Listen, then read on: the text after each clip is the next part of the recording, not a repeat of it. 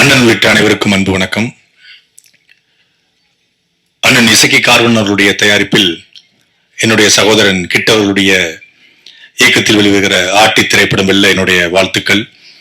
Kit அவர்கள் சொன்னது போல தமிழ் வரலாறு, தமிழ் இனத்தினுடைய வரலாறு சரியாக பதிவு செய்யப்படல. ஆனால் தமிழ் இனத்திற்கு எதிரான வரலாறு திட்டமிட்டு பதிவு செய்யப்படுகிறது. தொடர்ச்சியாக கடந்த ஓராண்டில் மட்டும் ஒரு 3 படங்கள். முதலில் ஃபேமிலி மேன் என்ற ஒரு வெப் சீரிஸ் வந்தது. எவனோ ஒருத்தன் இந்த இனத்துக்கும் மொழிக்கும் பண்பாட்டுக்கும் கலாச்சாரத்துக்கும் சம்பந்தமே இல்லாத ஒருத்தன் நம்மளை பத்தி படம் எடுக்கிறான். இந்தியா முழுக்க அதை விநியோகம் பண்றான், பெரிய வசூல் நடத்துறான். திருப்பி ஜாட் அப்படின்னு ஒரு திரைப்படம், இந்த இனத்திற்கும் மொழிக்கும் பண்பாட்டுக்கும் கலாச்சாரத்துக்கும் சம்பந்தமே இல்லாத ஒருத்தன் நம்மளை பத்தி படம் எடுக்கிறான், பெரிய வணிகம் பண்றான். இப்போ சமீபத்துல கிங்டம் அப்படின்னு ஒரு படம், இந்த இனத்துக்கும் மொழிக்கும் சம்பந்தம் இல்லாத ஒருத்தன் அதை படமா எடுத்து தமிழர்கள் என்றால் ரவுடிகள் பொறுக்கிகள் என்று காட்டி, அதுவும் குறிப்பாக ஈழத்தமிழர்களை, ஒரு அழிவின் விளிம்பில் இருக்கக்கூடிய தமிழர்களை பயங்கரவாதிகளாக சித்தரித்து, ரவுடிகளாக சித்தரித்து ஒரு படத்தை எடுக்கிறான். ஆனா அந்த படத்தை எங்க வேணாலும் நீ ஓட விடலாம், எங்க கோட்டைக்குள்ள உன் படம் ஓடாது என்று சொல்லி அந்த படத்தை ஓட ஓட விடுறிய தலைவன் தான் எங்களுடைய அண்ணன் செந்தமிழன் சீமான். அப்ப எந்த படம் ஓடணும், எந்த படம் ஓடக்கூடாதுன்னு தீர்மானிக்கிற இடத்துல இன்றைக்கு தமிழ் தேசிய அரசியல் வந்திருக்கிறது. நான் ஏற்கனவே இதே அரங்குல சொன்னேன். ஒரு காலத்துல 1950 இருந்து 70 காலகட்டம் வரைக்கும் அண்ணாவின் தம்பிகள் திரையை ஆண்டார்கள். இன்றைக்கு அண்ணனின் தம்பிகள் திரையுலகத்தை ஆளுகிறார்கள். அப்படி ஒரு அண்ணனின் தம்பியாகத்தான் சகோதரர் கிட்டு ஆகச்சிறந்த ஒரு படைப்பாளி. சின்ன சின்ன உணர்வுகளை சின்ன சின்ன தொகைகளில் எடுக்கக்கூடியவர். 150 கோடியில படம் எடுக்கிறாங்க, கதை இல்ல. பெரிய பெரிய நடிகர்கள் இயக்கக்கூடிய இயக்குநர்கள்ட்ட கதை இல்ல, ஆனா பெரிய நடிகர்கள் கதை இல்லாத இயக்குநர்கள்ட்ட தான் நடிக்கிறாங்க. ஆனா கதை இருக்கக்கூடிய இயக்குநர் பெரிய நடிகர்கள் வர்றதில்லை. அதான் இங்க பிரச்சனையே. ஆகச்சிறந்த கதைகளை கிட்டு வச்சுக்கிட்டது. 2018 காலகட்டத்துல சாட்டை என்கிற வலையொலி தொடங்குவதற்கு ஒரு அடித்தளத்தை போட்டு கொடுத்தவர் கிட்டுதான். நான் நக்கல் ஐயாண்டியா பேசுவேன் மேடைகள்ல. ஐயா வைகோ போல பேசுவேன், கலைஞர் ஐயா போல பேசுவேன், கமலஹாசன் போல பேசுவேன், மிமிக்ரி பண்ணுவேன். அது இயல்புடைய சின்ன வயசுல இருந்து பண்றது. அப்ப மேடைகள்ல நான் ஐயா வைகோ போல பேசுறது அண்ணன் கூட கண்டிப்பாங்க, டேய் யார வேணாலும் பேசு, அண்ணன் வைகோ, திருமாவளவன், வேல்முருகனை பேசாத. அன்னைக்கு சொன்னாரு, இன்னைக்கு வரைக்கும் அதை அவர் தான் சொல்லிட்டு தான் இருக்காரு. அவர் ஒரு தாய் அன்போடு எல்லாரையும் நேசிப்பார் இல்லையா, அதனால பேசக்கூடாதுன்றாங்க.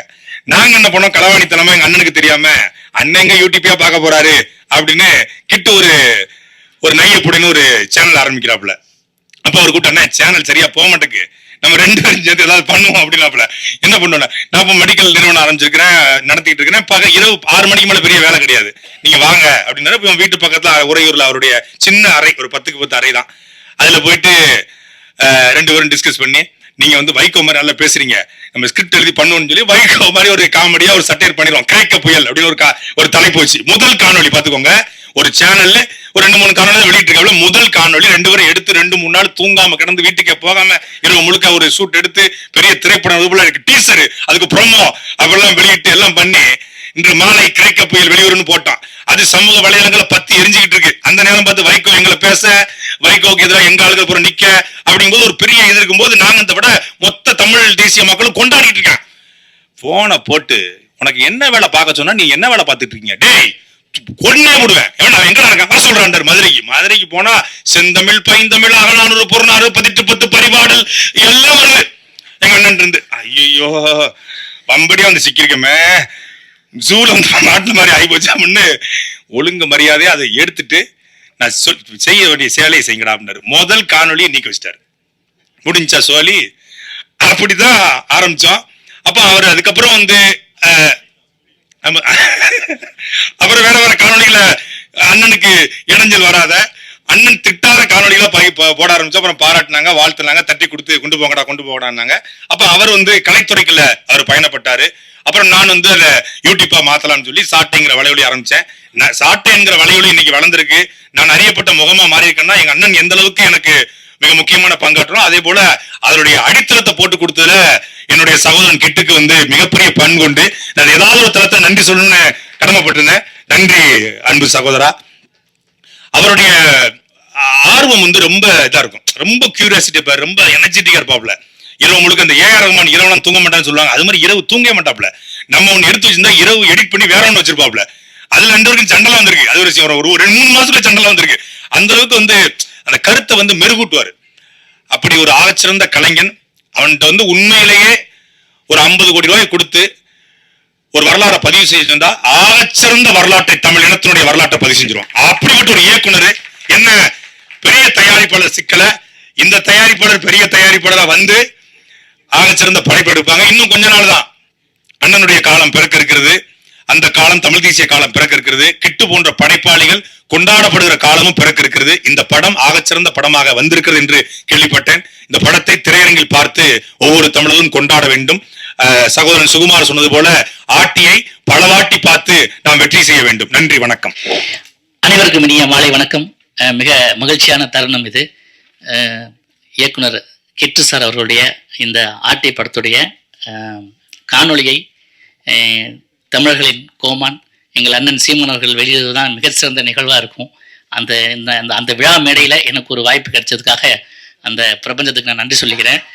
மேடையில் விட்டிருக்கும் அனைத்து பெருமக்களுக்கும், என்னோட பணிபுரிந்த அனைத்து நடிகர்களுக்கும் என்னுடைய நன்றியையும் தெரிவிச்சுக்கிறேன். முக்கியமான விஷயம், அது நேரமின்மை காரணமாக நீங்கள் கொஞ்சம் கம்மியாக பேசிக்கிங்க அப்படின்னு சொல்ல 2 வார்த்தை மட்டும் சொல்லி பேசிக்கிறேன்ட்டு வெளியிலே சொன்னேன், இதான் பேசுவேன் அப்படின்ட்டு. அதாவது நம்ம நிறைய படங்கள் பண்ணுவோம். திருமுருகன் சார் ஒரு ஆதங்கத்தை இங்கே வந்து வெளியிட்டார். படங்கள் பண்ணுறதுக்குலாம் ஆள் இருக்கீங்க, உணர்வுகளை தமிழர்களின் உணர்வுகளை பதிவு செய்த இங்கே ஆள் இல்லை அப்படின்ற மாதிரி. ஸோ அது வந்து இசக்கி கார்வண்ணன் சார் போன்ற நல்ல ஒரு ரசனையான கலைஞர்கள், நல்ல தமிழர்கள் மூலமாக அது நிகழ்ந்துட்டு வர்றதுக்கு இந்த படம் ஒரு உதாரணம். இந்த படத்துக்கு பிறகுதான் நான் இது பரமசிவன் பாத்திமா நடித்தேன், அந்த வாய்ப்பு கொடுத்தாரு. அதே மாதிரி தான் ஒரு போலீஸு, அதில் 1980s நான் இதில் போலீஸாக வருவேன். அப்புறமும் 2024 அண்ணன் போலீஸாக தான் அது ஒரு கேரக்டர் கொடுத்தாரு. ரொம்ப மகிழ்ச்சியாக இருந்தது. வழக்கமாக கமர்ஷியலாக பண்ணுற படங்களில் போய் ஒர்க் பண்ணுற டீம் காட்டிலும் இந்த கிட்டு சாருடைய டீம் வந்து ரொம்ப என்டையர்ல ரொம்ப டிஃப்ரெண்டாக இருந்தது. ரொம்ப அதாவது என்ன சொல்கிறதுன்னு தெரியல, தமிழ் கலந்து அதாவது ஆங்கிலம் கலந்து பேசக்கூடாதுன்னு முயற்சி பண்ணுறேன். அதை தாண்டி நமக்கு வரல. ஏன்னா அது நிறைய கற்றுக்க வேண்டிய விஷயம். நம்ம சீமான் சார்ட்ட இருந்து அண்ணன் இருந்து நிறைய கற்றுக்கணும் நம்ம. அதாவது வழக்கமான படங்கள் வந்து விலகி இந்த படம் எப்படி இருக்கும் அப்படின்னு சொன்னால் உண்மையிலேயே ஒரு குறிப்பிட்ட ஒரு காலகட்டத்துக்கு உங்களை கொண்டு போய் செல்லும். அது மட்டுமல்ல, இந்த ஆட்டி ஒரு வாட்டி பார்க்குறவங்கள கூட உங்கள் உணர்வுகளையும் உங்களுடைய தமிழ் உணர்வையும் ஒரு வாட்டி ஆட்டி பார்க்கும் அப்படின்னு சொல்லி என் பேட்டியை முடிச்சுக்கிறேன். நன்றி, வணக்கம். மாமா எதற்கு என்னத்தை பேசுறது? மாமா பேச்சுக்காக எல்லாரும் காத்துட்டு இருக்கீங்க. அதனால சீக்கிரம் விலை வர்றது பெட்டர்னு நினைக்கிறேன். அதாவது சமூக ஆர்வலர்னு சொல்லுவாங்கல்ல, அந்த மாதிரி சினிமா ஆர்வலர் தான் இசக்கி கார்வண்ணன் தலைவர். அதாவது உண்மையிலேயே சினிமா வந்து லவ் பண்ற ஒரு ஆளுங்க. சினிமா ஏதாவது ஒவ்வொரு படத்துக்கும் ஏதாவது வித்தியாசமான இயக்குனர், ஒரு வித்தியாசமான கதைக்களம். இது வந்து ரொம்ப நான் ஒரு நாள் ஒரு கதையை கேட்டு தலைவர் இந்த முருக ஒரு நல்ல கதை இது கேளுங்க அப்படின்னு உடனே சார் அனுப்பிவிடுங்க அப்படின்னாரு. மணி அப்போ ஒரு 8:30-9 நைட்டு கேட்டுட்டு நல்லா இருக்கு, சூப்பரா இருக்கு, பண்ணலாம். ஸோ இந்த ஆர்வம் இருக்கிறவங்க வந்து சினிமாவில் எப்படியும் ஜெயிச்சுட்டே இருப்பாங்க, ப்ரொலாங் பண்ணிட்டு இருப்பாங்க. அதுக்கு அடுத்தது வந்து கிட்டு வந்து தலைவர் தான் சொல்லி அவர் போட்டாரு. பட் இருந்தாலும் ஓகே, இருந்தாலும் இன்னும் தேங்க்ஸ்.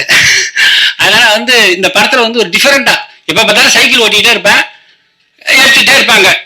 என்ன எடுக்கிறாங்க, ஏது எடுக்கிறாங்க. அப்ப டப்பிங்ல போய் பார்த்தா தான் தெரிஞ்சுது, ஓ எடுத்திருக்காங்க, நல்லா தான் இருக்கு அப்படின்னு புரிஞ்சுது. அதனால வந்து இந்த ஆட்டிங்கிற அந்த டைட்டிலே வந்து ஒரு வித்தியாசமான டைட்டில். இந்த படத்தோட லொக்கேஷனை பத்தி கண்டிப்பா சொல்லி ஆகணும். இப்ப நான் வந்து ஊட்டிக்கு வந்து நிறைய தடவை போயிருக்கேன், ஷூட்டிங்கு பல படங்களுக்கு போயிருக்கேன். இந்த படத்தோட அந்த லொக்கேஷனே வந்து ரொம்ப சூப்பரா இருக்கும். அதாவது நம்ம மகேந்திர சார்லாம் செலக்ட் பண்ணுவாங்கல்ல, அந்த மாதிரி ஒரு காட்டுத்தனமான ஒரு லொக்கேஷனு. அங்க இருக்கிற மக்கள்லாம் வந்து ரொம்ப அன்பா பழகிற விதம் ரொம்ப பியூட்டிஃபுல்லா இருந்தது. அதாவது காலையில 6 மணிக்கு போனா கூட அவ்வளோ அழகா இருக்கும். அந்த அந்த அந்த ஊட்டியில அந்த ஊரே தள்ளி இருக்கும், ஊட்டில ரொம்ப தள்ளி இருக்கும். ரொம்ப அற்புதமான ஒரு ஊரு.